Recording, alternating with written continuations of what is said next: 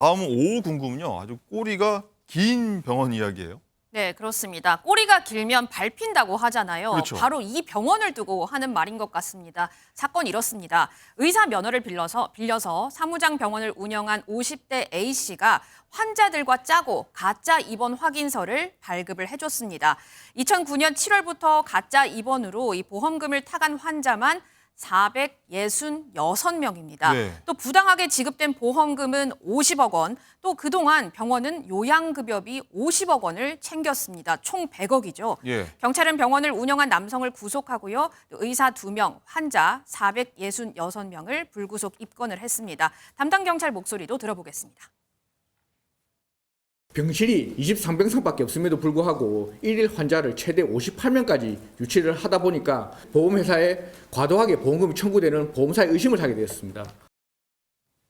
네, 김 팀장님. 이 병상이 23개인데 환자가 뭐 58명이 나오기도 했대요. 이게 말이 안 되는 상황인데. 웃음이 나오는데 이제 죄송합니다. 일가족이 막 다 입원한 사례도 있다 하더라고요. 근데 이게 꼬리가 길면 밟힌다고 병상이 23개인데 그럼 23명이 있어야 되는데 58명이요? 예. 말이 안 되죠. 보험사의 신고로 수사가 시작됐는데 한 여성의 같은 경우에 영상이 있습니까 지금? 나오니까? 영상이 혹시? 예. 영상이 나오게 되면 예. 한 여성이 지금 들어오고 있지 않습니까? 병원에 들어가는데 들어가서 나올 때는 환자복으로 갈아입고 나오는 거예요. 네. 이유가 있습니다. 왜냐하면 이 여성이 병원에 입원을 안 했는데 입원 확인서를 발급받고 집에 있다가 경찰이 나와서 수사한다니까 재빨리 온 거예요. 아, 다시 그러니까 들어온 거예요? 그럼 입원해야만 걸리지 않으니까 생각한 네. 거죠. 본인이 누워 있었는데 이 여성은 무려 입원한 게 20차례가 넘는다는 거예요. 아. 그런데 본인만 했느냐? 아닙니다. 남편도 했고 아들도 했고 그래가지고 입원 확인서를 보험사에 제출해서 무려 보험사로부터 1억 원 상당을 1억이요? 받아냈기 때문에 보험 사기가 확실한 거죠. 네. 자, 황당한데 장관 기자, 이제 이른바 이런 게 좀 저희가 흔히 얘기하는 나이롱 환자라고 부르지 않습니까? 아무튼 이제 병원을 운영하려면 의사 면허가 있어야 하는데 이거 어떻게 된 거예요? 그래서 이 보험 사기에는 의사들도 가담을 했습니다. 개원에 필요한 면허를 빌려주고요. 실제 입원 치료가 필요한 환자는 다른 병원에 가라, 이렇게 다른 병원으로 보낸 것으로 드러났습니다. 경찰 얘기 들어보시죠. 의사들 같은 경우에는 야간에 다른 병원에서 일을 합니다. 그렇기 때문에 실제 입원 환자들이 야간에 비상 상황이 발생하면은 자기들이 대처를 할 수 없으니까 다른 병원에 가라 이렇게 안내할 정도로 허술하게 병원이 운영되었습니다. 박 변호사님, 이 의사 면허라는 게요, 함부로 빌려주고 하면 안 되는 그렇죠. 거잖아요. 아무나 의사가 되는 것도 아니고 의사를 해서는 안 되겠죠.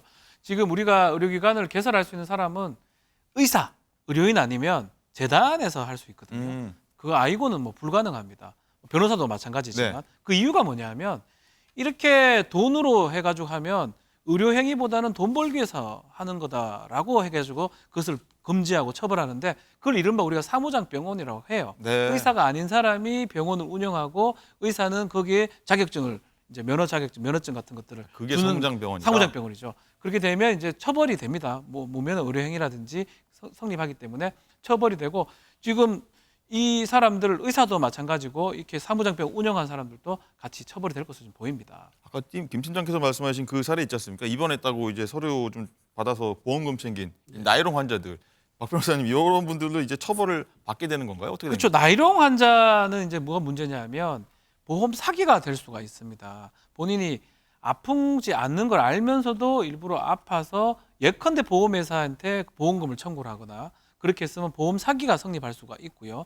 지금 얼마 정도냐면 이렇게 조작을 하거나 이렇게 이 병원에서 이렇게 환자를 일부러 받아가지고 보험공단에 요양급여비를 50억 원 받았다고 하거든요. 환자들도 지금 50억 챙겼다고 하기 때문에 이 간병비 같은 것들을 이것들 나중에 처벌의 여지가 좀 있을 것 같습니다. 네, 이 전국에 계신 이 나이롱 환자들 뜨끔하실 것 같습니다.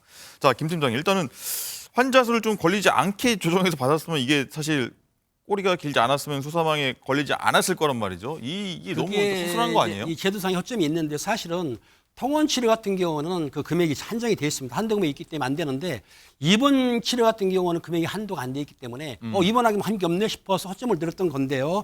지금 이것도 드러나는 것도 이거 뭐냐면은 2월 달에 그 병상수보다 입원 환자가 많았기 때문에 걸린 거 아닙니까? 만약에 23명을 했다 그러면은 보험사도 몰랐겠죠. 병상이 23개, 입원 환자 23개. 그런데 병상은 23개인데 불구하고 입원 환자가 58명이니까 두 배를 넘게 한 거예요. 그렇죠. 이게 뭐 한 침대에 2명, 3명 있는 거야? 복도에 누웠나? 예.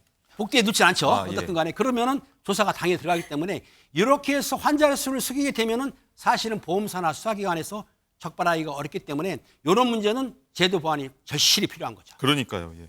박 변호사님 그리고 예. 이제 뭐 1억 타간 나이롱 환자 있다고 했지 않습니까? 그렇죠. 이런 사람들 때문에 이제 애꿎은 시민들 이제 보험료만 올라가는 거 아니냐, 막 맞습니다. 불만이 막 계속 나올 수밖에 없어요. 이게 보험금이라는 거는 보험 사고가 발생해야 되고요. 이 보험 사고는 우연한 게 돼야 됩니다. 일부러 이렇게 하면 보험 사고가 안 되는 거거든요. 그 보험금을 책정을 하는 게 보험료, 내는 걸 보험료라 그러잖아요. 예. 그래서 보험금에 얼마큼 나가냐에 따라서 보험료가 책정이 되는데 이런 식으로 우연하지 않는 어떤 일부러 된 보험 사기 같은 게 일어난다 그러면 그만큼 보험료가 늘어나야 되기 때문에 네. 선량한 보험료를 내는 사람들한테 이제 피해가 돌아갈 수가 있고요. 마찬가지로 이렇게 1억 원씩 이상 받아간 사람들도 보험 사기죄의 공범이 될 수가 있습니다. 본인이 안 아프고 본인이 더 잘 알아요. 유혹이 오죠. 아예 괜찮습니다. 뭐 그냥 좀 잠깐만 입원한 척하면 돈 나오니까 받아가십시오라고 예. 하는데 그게 달콤해서 이게 빠지긴 하는데 그 순간 본인도 공범이 되고요. 이 일당들하고 같이 처벌이 됩니다. 그리고 나중에 이 무효가 되기 때문에 민사상 1억 원 다 뱉어내야 되고요. 손해배상까지 위험에 빠지게 됩니다. 절대로 해서는 안 나이롱 되겠죠. 환자에 좀 나이롱 환자 유혹이 오더라도 절대 넘어가서는 안 되겠습니다.